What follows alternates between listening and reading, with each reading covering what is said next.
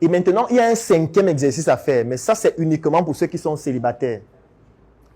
Ce que vous allez faire, c'est que vous allez courtiser au moins 10 personnes avant vendredi prochain. Et vous allez nous envoyer la base de données des personnes que vous allez courtiser, avec les noms et les numéros de téléphone.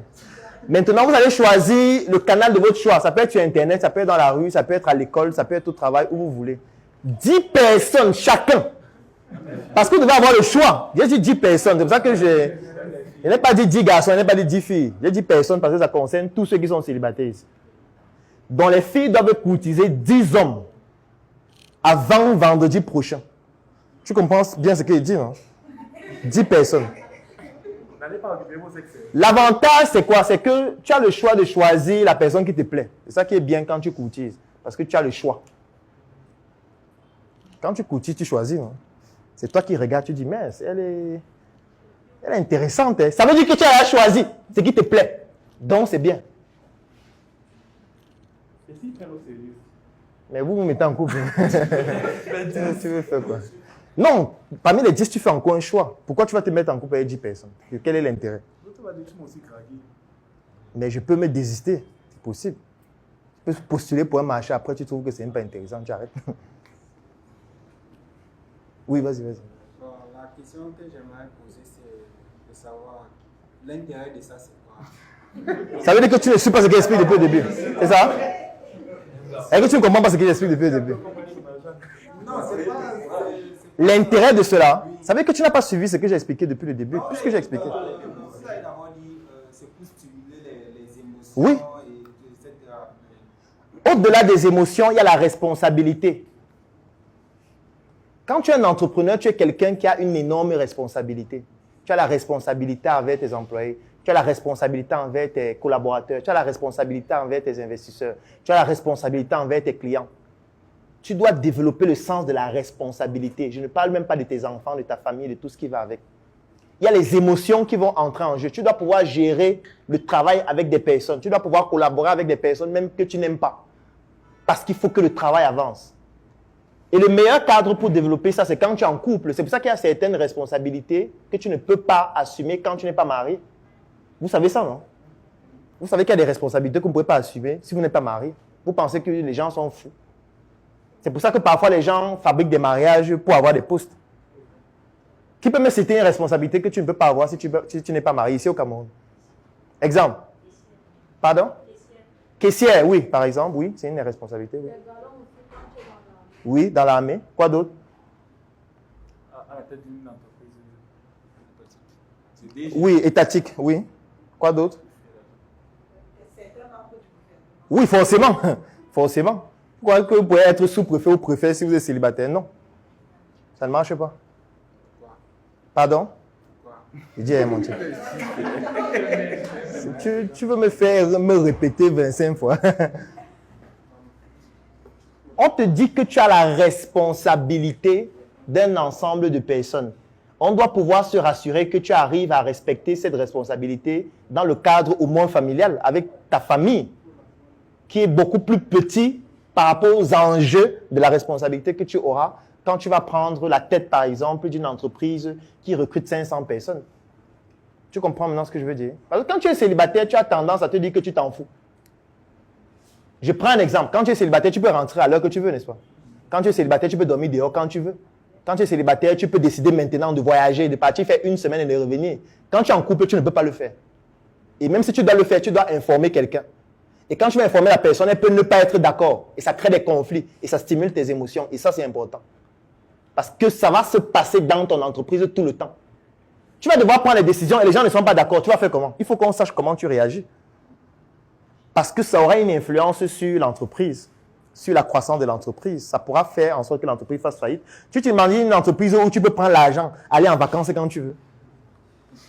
Où tu viens prendre l'argent dans la caisse, faire ce que tu veux. Si tu fais ça dans une entreprise, l'entreprise va faire faillite. Donc, il faut que tu sois avec une femme qui t'impose de ne pas faire comme tu veux. C'est important. Oui. En fait, je dirais que cette idée est nuancée parce que parce qu'en fait, je suis d'accord que les structures sociales en fait qui éveillent beaucoup les émotions, c'est lorsqu'on est en couple et lorsqu'on a des enfants. Seulement, il y a certaines structures familiales où le fait d'être en couple n'influence pas trop sur l'émotion peut-être du mari ou de la femme, parce que il y a des gens qui sont dominants et ça fait en sorte que bon, ils prennent des décisions, ils ne tiennent pas compte de l'autre et ça fait en sorte que, en fait, le couple ne permet pas vraiment de veiller en eux Alors, ça, c'est ce que consciemment tu te dis. Mais je vais t'expliquer quelque chose. Si tu es en couple avec une femme et tu es dominant, ça veut dire que tu lui imposes ce que tu veux. Tu n'as pas besoin de débattre avec elle. Quand tu dis quelque chose, on fait. Qu'est-ce que ça peut entraîner? Elle peut te tromper, n'est-ce pas? N'est-ce pas? Et là, est-ce que les émotions interviennent? Voilà, c'est là où je veux en venir. Ce n'est pas parce que tu es dominant que les émotions n'interviennent pas. Parce que tu peux être dominant, tu la bastonnes même. Un jour, elle va te montrer. Le jour où tu rentres à la maison, elle est en train de coucher avec un homme qui est plus fort que toi dans ta maison. Et le jour-là, ce sera moins rigolo. Et il y aura les émotions, même si tu es dominant. Parce que tu ne peux pas taper tout le monde. Même si tu es dominant, un jour, elle peut décider de prendre les enfants et de s'en aller avec eux. Et là, tes émotions vont intervenir, même si tu es dominant. Même si tu es dominant, si elle est une idiote qui doit éduquer tes enfants, ça ne va pas te laisser serein. De savoir que quand tu pars au travail, celle qui parle avec tes enfants, qui les éduque là, elle a un niveau de -4. Je ne sais pas si tu vois ce que je veux dire. Ça veut dire que même si tu es dominant n'importe comment, tu as l'impression que ça ne joue pas sur toi, ça joue sur toi-même inconsciemment. Parce que le simple fait d'être dominant dans le couple, ça veut dire que même dans ton entreprise, tu auras la même attitude avec tes employés, avec tes collaborateurs. Et cette attitude peut être néfaste pour l'entreprise ou bénéfique en fonction du type d'entreprise. Donc, c'est un caractère qui pourra être évalué pour savoir quel est le type de business que tu dois faire. Parce qu'il y a des business où on a besoin des personnes autoritaires, il y a des business où tu dois être quelqu'un de flexible, où tu dois pouvoir te mettre au même niveau que les autres. Donc, même la manière dont tu te comportes en couple peut permettre d'orienter le type de business que tu peux faire et que tu ne peux pas faire. Donc, ça a une influence. Ça oriente. Ça permet de savoir. Ce n'est pas pour rien qu'il y a certaines entreprises où on fait des tests, où on évalue même les personnes avec qui tu as eu à cheminer. On évalue même les relations que tu as eues avant pour savoir si à ce poste tu pourras l'assumer. Donc, est-ce qu'il y a un biais? Oui, il y a un biais dans tous les choix. Mais entre quelqu'un qui est célibataire et quelqu'un qui est en couple, par rapport à la gestion d'une entreprise, celui qui est en couple a une probabilité plus importante d'être plus sérieux.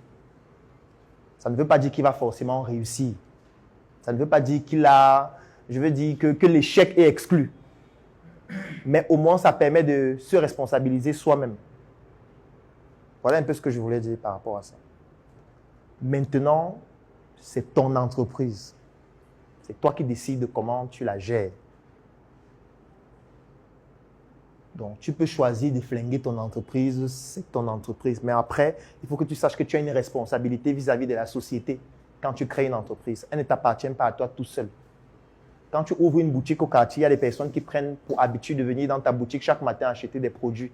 Tu ne peux pas te lever un matin parce que ta copine n'a pas voulu bien dormir avec toi. Tu dis que tu fermes la boutique. Non. Ça veut dire que tu es en train de pénaliser tout un quartier. Et ça veut dire que ce n'est pas juste. Donc, tu dois pouvoir faire la part des choses et tu dois pouvoir contrôler tes émotions lorsque c'est nécessaire.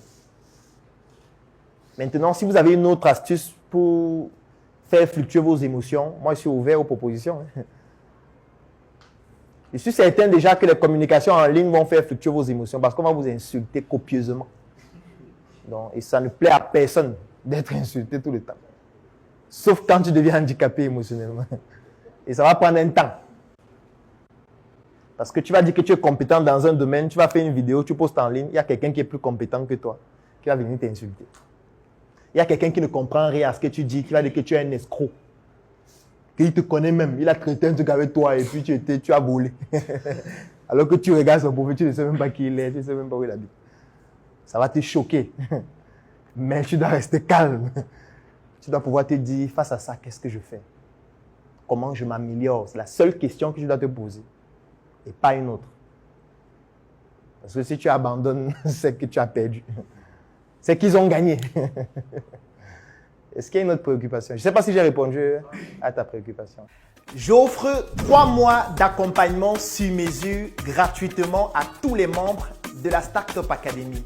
La Startup Academy, c'est cette initiative qui a vu le jour en 2016 et qui est basée sur un trépied que nous appelons le trépied idéologique qui comporte la sensibilisation en ce qui concerne l'entrepreneuriat, la formation sur tous les métiers et les secteurs d'activité qui tournent autour des opportunités d'affaires et enfin l'investissement dans des projets. Que vous soyez un débutant, un étudiant, un entrepreneur ou alors toute personne qui est intéressée par les affaires, durant cet accompagnement qui va durer 3 mois et qui est entièrement gratuit, vous allez bénéficier de notre retour d'expérience, de notre visibilité et surtout de nos stratégies qui vont permettre à votre projet de pouvoir décoller.